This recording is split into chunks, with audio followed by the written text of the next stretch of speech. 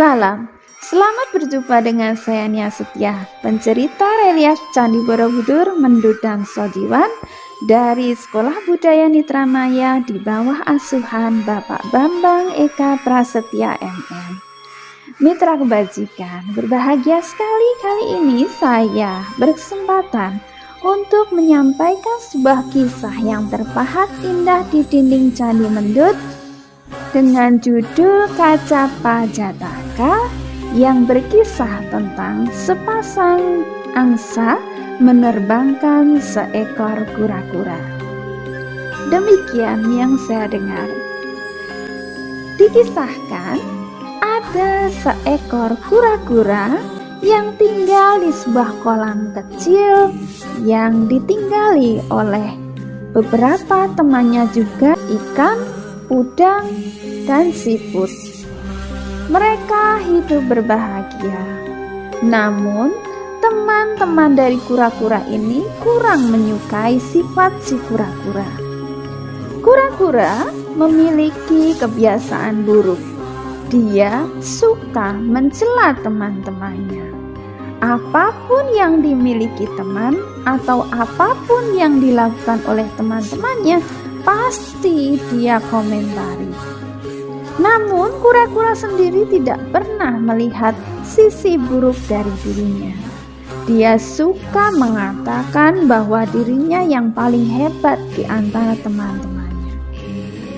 Karena mereka merasa bahwa kura-kura adalah teman mereka, mereka membiarkan saja apa yang sering dilakukan oleh sang kura-kura. Karena mereka sudah lelah untuk mengingatkan kebiasaan kura-kura ini. Hingga suatu hari, datanglah sepasang angsa yang ingin mencari makan di tempat itu. Ketika mereka sedang mengais-ngais lumpur untuk mencari cacing, kura-kura pun menyapa mereka. "Hai, siapa kalian? Aku baru melihat kalian hari ini." "Oh, kenalkan, kami sepasang angsa yang berasal dari Gunung Imagiri. Kami tinggal di sana. Kami belum pernah main ke sini. Kami memang sengaja melihat lingkungan. Apakah di sini juga mengalami kekeringan yang sama dengan daerah kami?" "Wah, kebetulan sekali kalian bisa sampai ke sini. Kalian beruntung bisa bertemu dengan aku," jawab kura-kura. "Tahukah kamu bahwa akulah pemimpin di sini? Akulah yang bertanggung jawab di tempat ini." "Oh ya, tadi kamu bilang bahwa kalian tinggal di Imagiri. Bagaimana keadaan di sana? Apakah sama dengan di sini? Kamu lihat, kolam ini sudah mulai mengering. Aku tidak bisa bertahan hidup lagi kalau semakin kering seperti ini.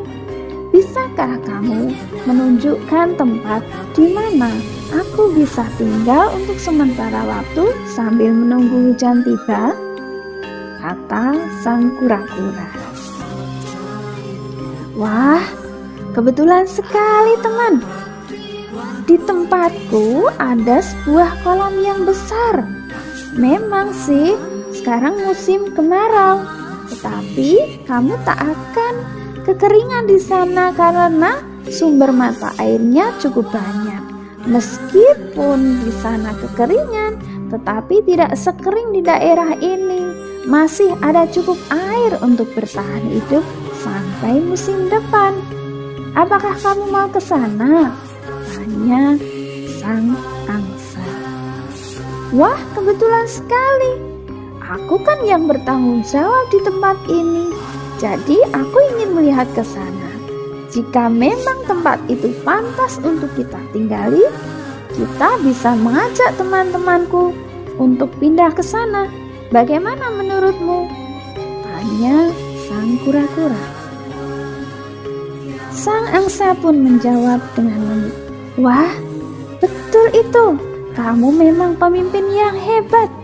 Oke, kita segera berangkat ke sana agar kita bisa menolong teman-teman kami, jawab sang angsa. Kanda, bagaimana kita membawa sahabat kita ini ke sana? Kita tidak punya tangan dan Kanda lihat kura-kura tidak punya sayap untuk terbang. Kemudian sang angsa jantan menjawab, tenang Adinda, kita bisa menggunakan sebatang kayu untuk membawanya.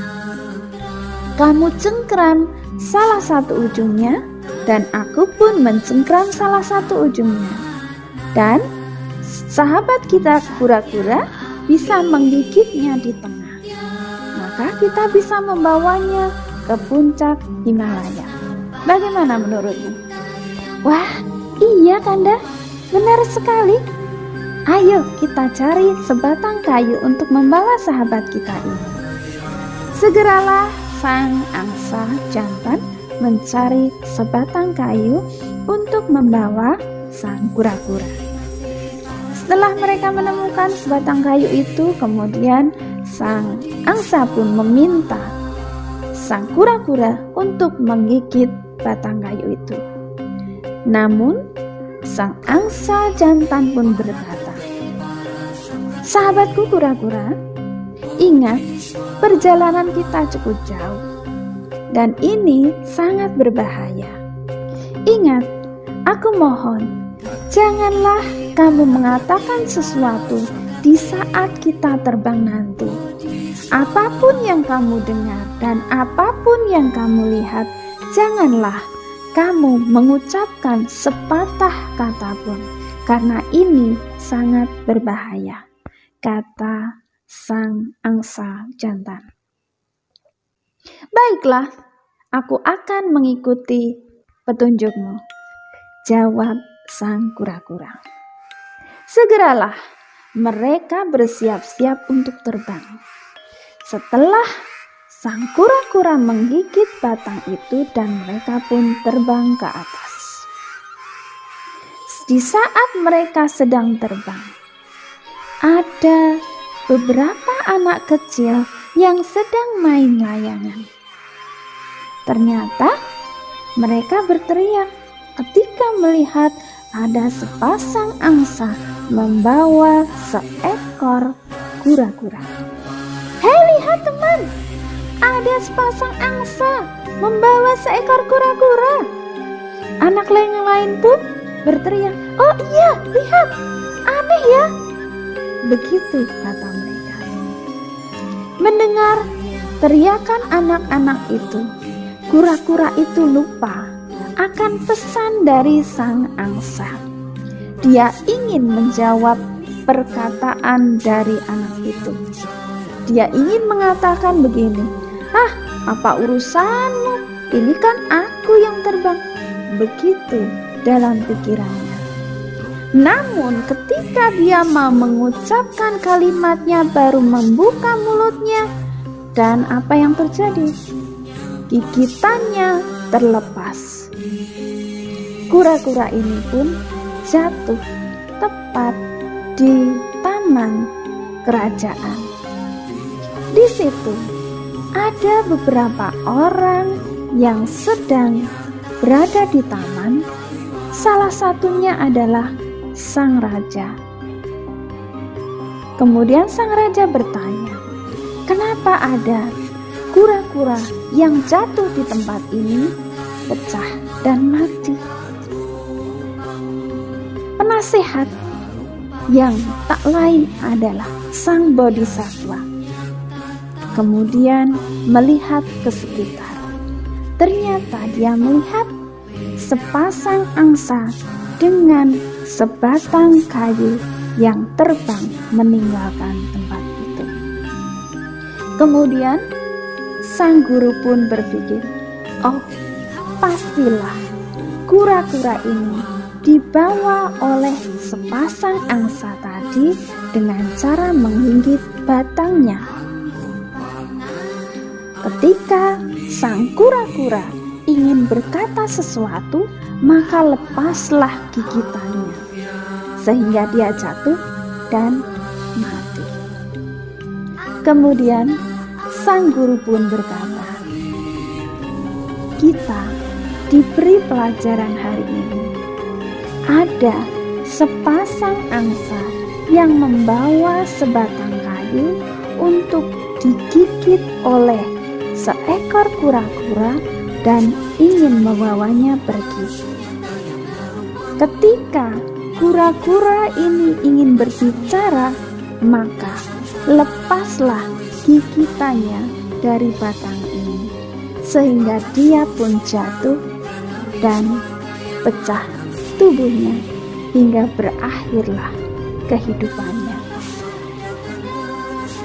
Hal ini terjadi karena kura-kura punya kebiasaan banyak berbicara, sehingga ketika dia banyak berbicara, maka tamatlah riwayatnya. Mendengar perkataan dari sang guru, raja pun berkata, "Sang guru, apakah kamu sedang mengataiku?" Guru pun menjawab, "Bukan hanya raja, mungkin orang lain. Siapapun yang mempunyai sifat banyak berbicara, maka suatu saat dia pun akan hancur karena kebiasaannya itu." Sejak saat itu, raja mengubah cara menyampaikan sabdanya. Beliau hanya menyampaikan sedikit atau seperlunya saja apa yang perlu dia sampaikan kepada rakyat dan bawahannya. Demikian kisah dari Kacapajataka, kisah sepasang angsa menerbangkan kura-kura. Semoga kita bisa mengambil hikmahnya dan semoga semua makhluk berbahagia. Salam.